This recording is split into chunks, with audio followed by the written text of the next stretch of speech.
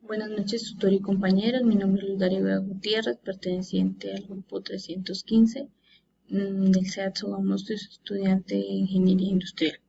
Para este ejercicio, en las preguntas orientadoras, ¿cuál es la unidad de medida de la potencia en el SI y cuál variable la compone? Entonces, su unidad de medida en el SI es el vatio. Su símbolo es la W, que es watt. Se define como la rapidez con la que se realiza un trabajo dada por la siguiente expresión.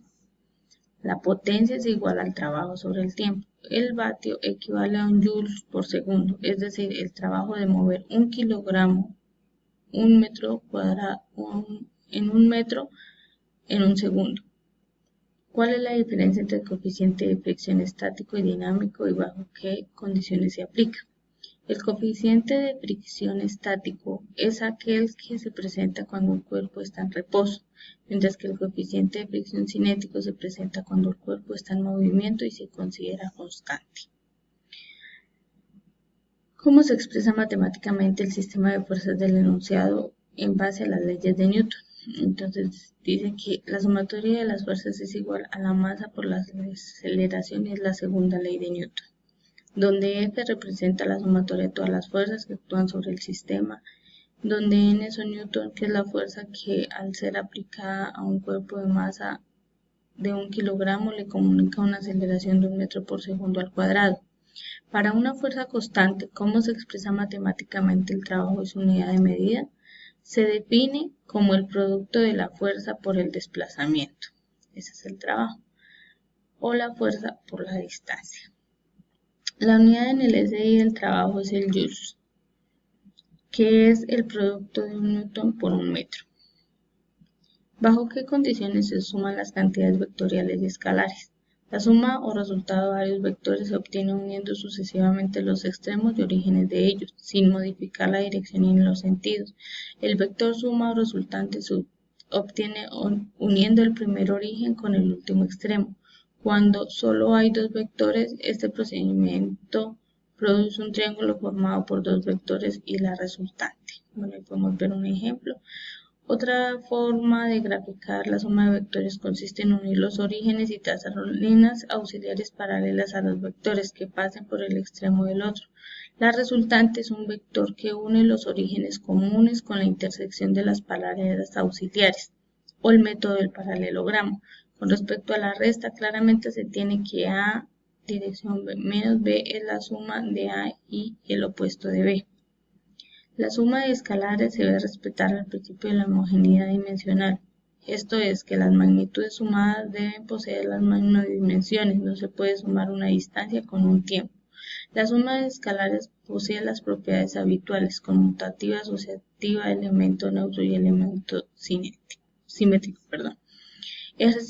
Enunciado del ejercicio. Una retroexcavadora de 6.32 por 10 a la 3 kilogramos tiene una potencia bruta de 6,11 por 10 a la 4 watts y una velocidad máxima de operación de 8,43 metros sobre segundo. A partir de esta información, determina la fuerza realizada por la retroexcavadora. Entonces acá, a partir de la ecuación de la potencia, entonces despejamos la fuerza. Entonces decimos que la fuerza es igual a la potencia sobre la velocidad máxima. Entonces tenemos que 6.11 por 10 a la 4 watts, esto nos da 7.247,92 newton.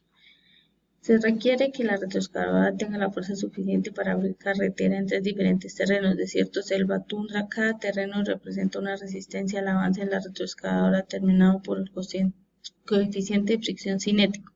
En el desierto el 0,256, en la selva 0,635 y en la tundra 0,060. A partir de esta información determine las fuerzas efectivas que realiza la máquina en cada terreno. Entonces aquí tenemos que la fuerza efectiva para el desierto fue 15.871,79 newton, teniendo que la fuerza efectiva es igual al coeficiente de fricción por la masa por la gravedad. Para todos los hicimos, ahí tenemos los resultados.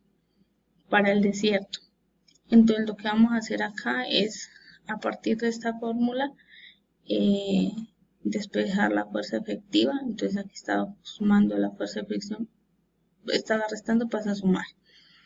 Y aquí vamos a igualar la fórmula de la velocidad final. Entonces tenemos que la velocidad final al cuadrado es igual a la velocidad inicial al cuadrado más 2 veces la aceleración por la distancia. Despejamos la aceleración, reemplazamos y tenemos que 1.73 por 10 a la menos 3 metros sobre segundo. Entonces la fuerza efectiva para este caso es de 15.882,72. Para la selva tenemos que es de 39.384,72 y para la tundra es de 3.833,71. Entonces, determine el trabajo parcial que realiza la máquina en cada terreno. En el desierto fueron 325.595,760 joules. Para la selva, entonces tenemos que fueron 653.786,352 joules. Y para la tundra tenemos que son 7.216.703 joules. Muchas gracias.